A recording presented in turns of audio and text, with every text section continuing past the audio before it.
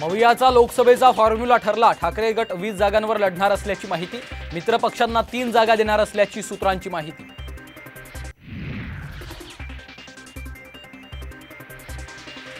महायुतीत इच्छुक उमेदवारांची होणार अदलाबदली। लोकसभा निवडणुकीत मिशन 45 साठी एनडीएची नवी शक्कल।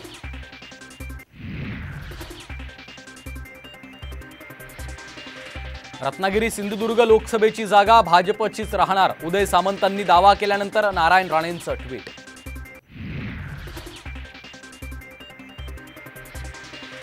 पंकजा मुंडे बीड लोकसभा मतदारसंघातून मैदानात उतरण्याची शक्यता। भाजपमध्ये खलबत, सूत्रांची माहिती।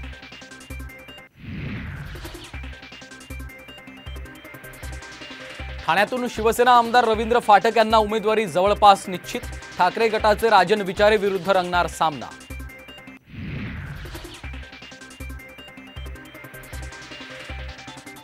साताऱ्याच्या जागेसाठी भाजपकडनं निरीक्षकाची नेमणूक नाही। भाजपकडनं उदयनराजे लढण्यास इच्छुक।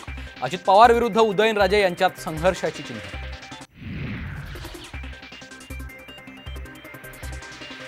शिवसेनेच्या पक्षचिन्हाबाबत आयोगाने दिलेल्या निर्णयाविरोधात ठाकरेंची याचिका। सुप्रीम कोर्टातली सुनावणी लांबणीवर पडण्याची शक्यता।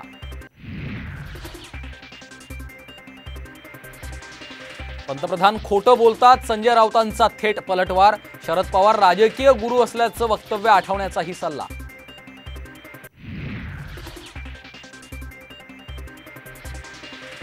सत्ताधारी नेत्यांच्या कारखान्यांवर राज्य सरकार मेहरबान। अशोक चव्हाणांच्या साखर कारखान्याला जवळपास 150 कोटींची थकमी।